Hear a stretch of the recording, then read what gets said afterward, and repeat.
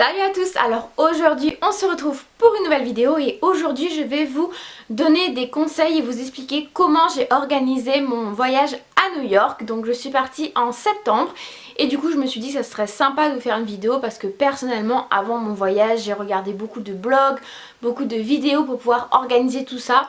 Voilà, c'est un gros voyage et c'est vraiment important de bien l'organiser.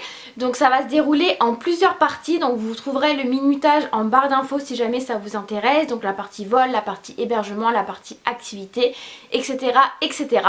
Donc n'hésitez pas également à vous abonner à ma chaîne si c'est pas fait. À également me suivre sur mon compte Instagram.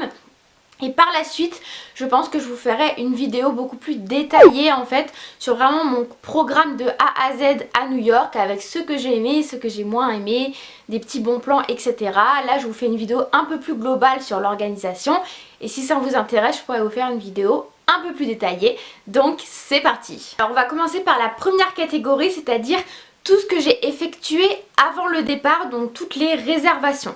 Donc la première chose que j'ai réservée, c'est bien sûr mon vol. Alors mon vol, donc à savoir que je suis partie du 10 au 22 septembre à New York. Et du coup j'ai réservé mes vols fin mars. Donc je regardais déjà depuis un petit moment, donc moi j'utilise l'application Skyscanner pour pouvoir essayer de trouver le vol le moins cher, etc. Donc c'est vraiment une application que j'adore. Et du coup au final ce que j'ai fait, c'est que je suis partie avec Air France. Donc j'ai fait le vol Paris-New York, donc avec Air France, avec à savoir donc ma valise cabine et un bagage enregistré en soute. Tout à fait raisonnable, d'autant plus que j'ai voyagé avec Air France. Donc c'est quand même une qualité de vol et une qualité de confort très bien. N'hésitez à voyager avec Norwegian. Après voilà, c'est pas du tout la même qualité de vol. Si vous voulez des repas, c'est toujours des suppléments ajoutés, etc. etc. Donc au final, en faisant les calculs, ça revenait quasiment pareil. Donc je me suis dit autant prendre Air France. Et franchement, je suis tout à fait ravie du tarif que j'ai trouvé. Vous pouvez bien sûr trouver moins cher. Ensuite, pour votre voyage, vérifiez bien que votre passeport est à jour et qu'il est valide au niveau des dates. Auquel cas, dépêchez-vous pour aller en refaire un. Et bien sûr, n'oubliez pas de faire votre ESTA. Donc c'est le document que vous devez réaliser en ligne qui vous permettra d'accéder au territoire américain. Donc je vous conseille de le faire le plus rapidement possible. Moi personnellement, je l'ai fait un mois ou un mois et demi avant le départ. Donc vous allez bien sur le site officiel de l'ESTA, ne vous trompez pas. De mémoire, si je me trompe pas, ça coûte 14 ou 16 $ je crois. Donc voilà, vérifiez bien à ne pas faire d'erreur parce que voilà, sinon ça vous pourrait compromettre votre voyage. Donc voilà, n'oubliez pas votre passeport et l'ESTA qui sont quand même deux choses primordiales pour pouvoir voyager. Juste avant le départ, n'oubliez pas toutes les petites choses un peu pratiques, c'est-à-dire les adaptateurs de prise électrique pour votre logement. N'oubliez pas également de changer votre argent si jamais vous souhaitez le faire en avance. Moi personnellement c'est ce que j'ai fait, j'ai changé beaucoup de liquide en avance. N'oubliez pas de regarder si jamais avec votre carte bleue vous êtes assuré. Enfin moi personnellement avec ma carte de crédit j'étais assurée à l'étranger. Donc ça c'est vraiment un bon point. Si jamais il arrive un pépin, au moins j'étais assurée. Et n'oubliez pas également de regarder au niveau de votre carte bancaire quels sont les frais que vous avez à chaque retrait, etc. Peut-être que pour vous ça vaudra pas le coup de retirer de l'argent liquide selon la carte que vous avez. Et n'hésitez pas également à regarder au niveau de votre forfait téléphonique pour ne pas avoir de surprise. Moi perso j'avais un forfait qui me permettait d'avoir des appels et des SMS sur le territoire américain et d'avoir également 10 Go d'internet, donc franchement c'était top. Donc la partie qui m'a posé le plus de problèmes personnellement c'était l'hébergement, puisque nous on y était pour une très longue durée, donc on était là pour 11 nuits. Donc à savoir que les hébergements sont très très chers à New York. Et voilà, vu qu'on était là pour beaucoup de nuits, personnellement mon budget ne me permettait pas de loger vraiment dans le cœur de New York, c'est-à-dire à Manhattan ou à Times Square. Donc vu que je voulais partir et que j'avais un peu déjà préétabli mon budget, voilà, j'ai décidé de loger à Brooklyn, ce qui m'a permis en fait d'avoir un logement beaucoup moins cher. Alors certes, j'étais plus excentrée, mais vu que j'étais là pour beaucoup de temps, ça me dérangeait pas par exemple de me lever un peu plus tôt ou de perdre pendant 30 minutes minutes le matin pour rejoindre les points principaux.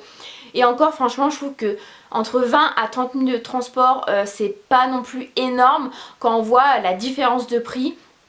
Franchement les hôtels c'était entre 3000 et 4000 euros pour 10 nuits à New York. Enfin personnellement c'était hors de mon budget. Alors que là pour le Airbnb donc, que j'ai trouvé à Brooklyn, donc par personne ça faisait 450 euros par personne pour 10 nuits. Ce qui est tout à fait raisonnable. Donc j'avais pris un logement avec une cuisine, donc qui nous a également permis de pouvoir faire à manger souvent le soir au logement. Donc c'est quand même un plus parce que je vous dirai après que la nourriture à New York est également très chère. Donc voilà, avoir une petite kitchenette, franchement, c'est pas de trop. Donc franchement sur Airbnb, j'ai vraiment cherché très longtemps parce que j'ai trouvé que c'était très dur de trouver des logements. Il n'y avait pas énormément de choix ou alors il n'y avait pas de cuisine, etc. Donc j'ai finalement réussi à trouver quelque chose. Si jamais vous souhaitez réserver via Airbnb, je vous mettrai mon lien. Ça vous permet je crois d'avoir 20 euros ou 25 euros de réduction sur votre première utilisation. Donc c'est quand même plutôt pas mal. Voilà, après je vais pas vous dire que mon Airbnb il était fou, donc je vais pas forcément vous mettre en barre d'infos parce que enfin déjà j'ai pas forcément envie de vous recommander un truc si au final après vous ça se passe pas bien. Mais voilà, c'était très compliqué de trouver le logement. Après si vous êtes là-bas pour 5 jours, voilà, je vous recommande plutôt de prendre effectivement un logement plus à Manhattan ou à Times Square. Après voilà, on choisit son logement par rapport à son budget. Ensuite donc pour la partie transport sur place, donc nous comme je vous ai dit, vu que notre logement était un peu excentré, bien sûr on a énormément utilisé les transports. Donc on a beaucoup utilisé le métro et aussi également le bus. Bien sûr on a également beaucoup marché puisque voilà, vous pouvez faire énormément de choses à pied et voilà, c'est hyper sympa voilà, de découvrir la ville comme ça. Donc nous pour ça ce qu'on a fait c'est qu'on a pris la MetroCard. Donc la MetroCard on l'a pris celle sur 7 jours qui vous permet d'avoir donc métro et bus en illimité. Donc la carte elle coûte 32 $. Donc franchement je trouve que c'est assez raisonnable et c'est vraiment bien cette carte-ci. Donc voilà, dans quasiment toutes les stations vous pouvez acheter cette carte. Et ensuite par exemple si vous restez, enfin nous du coup on l'a fait encore recharger une seconde fois. Donc en fait au début vous payez 32 $, parce que vous avez les 2 $ pour votre carte. Et ensuite vous ne payez que 30 $ pour rajouter pendant 7 jours en illimité. Donc franchement ça je vous le conseille parce que c'est vraiment bien. Même des fois voilà en fin de journée quand vous avez vraiment très mal aux pieds. Voilà que par exemple vous devez faire 2 stations, bon bah voilà vous avez le truc en illimité, vous prenez le métro, vous prenez le bus. Franchement on a bien aimé également prendre le bus parce que du coup ça permet également de visiter un peu la ville et de voir certaines rues, certains quartiers voilà qu'on n'aurait pas forcément fait à pied, donc c'est également sympa. Donc voilà, nous on a utilisé les deux et on a également utilisé Uber, donc surtout le soir en fait quand il était assez tard pour rentrer. Franchement là-bas les Uber sont vraiment pas chers. Pareil je vous mettrai mon lien si jamais ça vous intéresse. On va passer maintenant à la partie visite et activité. Donc ce que j'avais fait c'est que avant le départ j'avais déjà en fait réservé et payé le City Pass. Donc en fait le City Pass ça coûte 120 € par personne. Et ça vous permet en fait d'avoir accès aux principaux monuments et visites incontournables à faire de New York. Donc moi j'ai trouvé que c'était vraiment bien. Donc en fait vous avez des fois des choix, vous pouvez choisir entre deux choses. Donc moi je vais vous dire du coup ce que j'ai fait. Donc moi j'ai fait l'Empire State Building. Ce qui est bien c'est que vous avez la visite le matin et la visite de nuit. Donc franchement c'est vraiment cool. Ensuite vous aviez le choix entre le Top of the Rock ou le Guggenheim Museum. Donc moi personnellement j'ai fait le Top of the Rock. Ensuite il y avait la Statue de la Liberté et Ellis Island ou une croisière touristique Circle Line. Donc moi j'ai pris la croisière touristique Circle Line. Ensuite vous aviez le musée donc du 11 septembre, le mémorial, ou l'Sea Air and Space Museum. Moi j'ai pris le mémorial du 11 septembre parce que ça m'intéressait beaucoup plus. Ensuite il y avait le musée d'histoire naturelle et le Paul Museum of Art. Donc voilà, franchement j'ai trouvé ça vraiment bien. Donc du coup voilà, je l'ai pris en avance et après en fait j'avais simplement un QR code sur mon téléphone, donc c'était hyper pratique. Et ce qui était aussi hyper bien c'est qu'en fait dès qu'on s'approchait d'un lieu du City Pass, en fait je recevais une notification en me disant vous n'êtes pas très loin du Top of the Rock, si vous voulez aller le visiter n'hésitez pas. Donc franchement j'ai trouvé que c'était hyper bien. Donc voilà, ce pass ça nous a vraiment permis pendant je dirais les 5-6 premiers jours de vraiment faire les lieux incontournables, les visites à faire de New York. Donc voilà, ça c'était vraiment bien, mais voilà, c'est également quelque chose à penser au budget. Mais ce que j'ai trouvé bien, c'est que vu qu'on le réserve en avance, bah voilà, c'est pas une dépense qu'on va faire sur place. Donc si jamais vous souhaitez, voilà, vous pouvez économiser en avance et prendre votre City Pass. Ensuite moi il y a des activités en fait que j'ai réservées en avance également pour mon voyage. Donc notamment par exemple un match de baseball au Yankee Stadium. Donc ça c'est quelque chose que j'avais réservé en amont et j'en avais eu à peu près pour 20$ par personne. Ensuite j'avais également réservé un concert puisqu'en fait j'ai été voir en concert Big Flo et Oli à New York au Poisson Rouge. Donc ça c'était également 20$ par personne. Ensuite j'ai été voir également un gospel à New York, donc ça bon c'était pas payant mais voilà c'était une activité que je souhaitais faire donc je l'avais mis dans ma petite liste. Ensuite au niveau donc des activités vraiment que j'avais réservé, c'est tout, c'est uniquement ce que j'avais réservé en avance. Après voilà, si vous voulez aller voir un spectacle à Broadway, bah réservez-le en avance ou alors aller voir le soir même devant si jamais il y a des places. Moi personnellement c'était un peu hors budget, voilà, à savoir que les places c'est environ 200-250$ par personne. Voilà, moi c'était pas trop dans mon budget, mais si vous voulez le faire, bah voilà, n'hésitez pas. Pareil, le tour en hélicoptère si vous avez le budget, franchement faites-le. Voilà, il y a plein d'autres activités à faire. Le vrai c'est qu'en barre d'infos je vous mettrai le planning en fait que j'avais établi. Donc bon, c'est un planning qui se fait du coup sur 11 jours, hein, donc vu que nous on était là 11 jours, après vous pouvez très bien l'adapter si vous êtes là pendant 7 jours. Donc voilà, après ce planning a évolué parce que par exemple j'avais prévu tel jour d'aller à l'Empire State Building sauf qu'en fait il a plu, donc du coup j'ai dû refaire mon planning. Mais voilà, je vous le mets en barre d'infos parce que du coup ça vous donnera quand même une idée un peu de ce que j'ai fait. Et moi personnellement j'avais un peu galéré à faire mon planning, ça m'avait pris beaucoup de temps et je trouve que c'est quand même important d'organiser voilà ces jours et ces visites quand on va dans un endroit aussi loin et que voilà c'est quand même restreint au niveau du temps. Je trouve que c'est vraiment bien. Ensuite au niveau du shopping, donc là-bas voilà vous avez énormément de magasins. La plupart vous retrouvez en fait quasiment que des marques, donc des marques et des marques de luxe. Alors certes qui sont beaucoup moins chères, donc voilà, si vous portez beaucoup de marques ça va...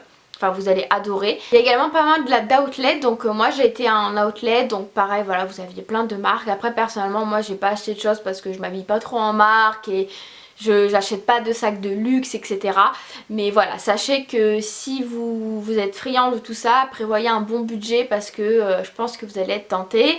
Moi personnellement j'ai surtout acheté du make-up, d'ailleurs je vous ai fait un haul si ça vous intéresse, sera juste ici. Au niveau du shopping voilà vous avez les choses comme Macy's à faire absolument, Century 21, enfin voilà c'est des grandes enseignes que vous retrouvez dans plein d'endroits différents. Après je vous recommande également d'essayer d'aller dans des Target, voilà des supermarchés un peu américains pour pourquoi pas tester un peu de la nourriture typique de là-bas. Moi personnellement c'est ce que j'ai fait, enfin j'ai acheté des Oreos au peanut butter, des Reese's, des chewing-gums qu'on trouve pas forcément en France, enfin voilà. Je trouve que c'est sympa de tester un peu aussi tout ce qui est un peu food et voir comment sont les supermarchés là-bas parce que c'est vrai que c'est assez différent d'ici. Partie nourriture, comme je vous ai dit, la ville de New York est très très chère pour manger. Nous on savait que c'était cher mais on pensait pas que c'était aussi cher. Au niveau de la nourriture, nous on a testé Shake Shack, donc j'ai envie de dire c'est un peu un incontournable. Moi j'ai fait celui du Madison Square Garden, donc c'était à l'extérieur, donc c'était assez sympa. Après c'est pas donné non plus, hein, c'est un fast food, mais on va dire que pour deux vous en avez quand même entre 25 et 30$ selon ce que vous prenez, et nous on n'avait pas pris de boisson. Ensuite nous du coup ce qu'on a fait c'est qu'on a très souvent en fait mangé, vous savez dans les rues vous avez des petits stands, des petites cabanettes en fait qui vendent des bretzels, des hot dogs, des genres de portions un peu de poulet, riz etc. Donc nous c'est vrai que 2-3 fois on a mangé comme ça dans la rue parce que voilà bon bah c'est pas cher et du coup... ça permet de manger assez vite etc. entre quelques visites. Donc ça je vous recommande parce qu'en plus c'est assez sympa, c'est assez typique. Donc nous voilà, on l'a fait plusieurs fois. Après ce qu'on a bien aimé c'est en fait vers Wall Street, il y avait dans toute la rue en fait adjacente à Wall Street, il y avait un grand en fait marché de nourriture. Ça se fait énormément en fait à New York parce que à Little Italy il y avait exactement pareil. Donc à Little Italy et vers Wall Street. 2 fois en fait on a mangé comme ça dans la rue. Vous avez plein de stands, mais des trucs mais de fou, je vous jure. Vous avez des limonades, vous avez du sucré, du salé, enfin vous avez vraiment de tout. Vous pouvez vous faire des sandwichs de ouf avec genre des oignons, des énormes saucisses dedans. Enfin moi franchement ça j'ai adoré parce que ça, voilà, c'est vraiment genre le truc un peu typique qui change. Et je trouve que ça va. Bon, je vais pas vous dire que c'est pas cher, mais je trouve que vous trouvez quand même des trucs selon ce que vous prenez pour des choses assez raisonnables. Et nous, on a adoré l'ambiance. Et pareil, on a fait un marché en fait qui est totalement couvert en intérieur. Et pareil, vous avez plein de stands de bouffe comme ça. Et ça, pareil, on a mangé 2 fois là-bas.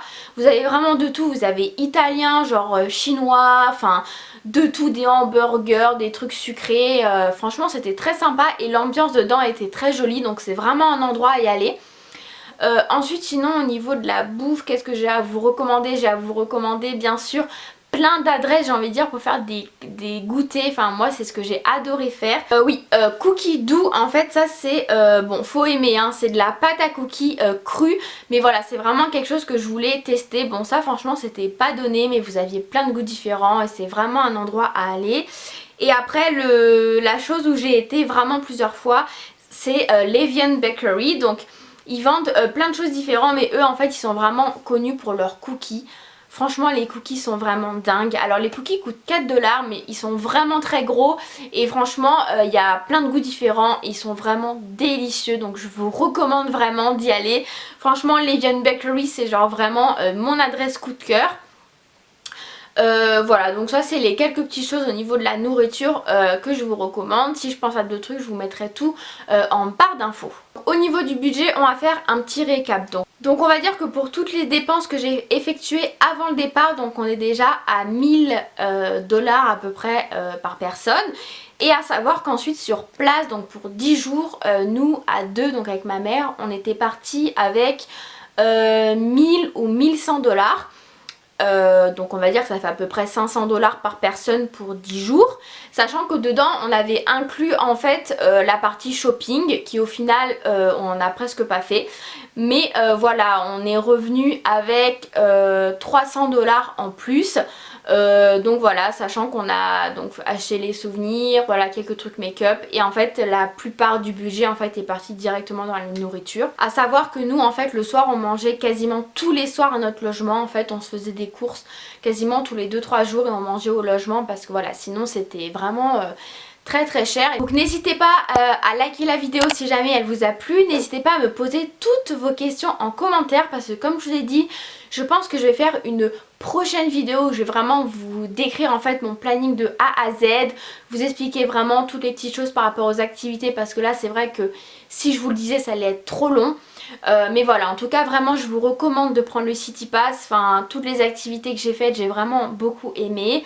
Après voilà, je vous dirai tout ce que j'ai fait plein d'autres choses hein. J'ai été à Coney Island, enfin voilà les athlètes que j'ai fait, Central Park, enfin voilà c'est vraiment tout un peu les lieux incontournables. Je pense qu'en fait je vais vous faire une vidéo sur les lieux incontournables à faire et je vais vraiment vous dire ce que j'ai aimé, ce que j'ai moins aimé.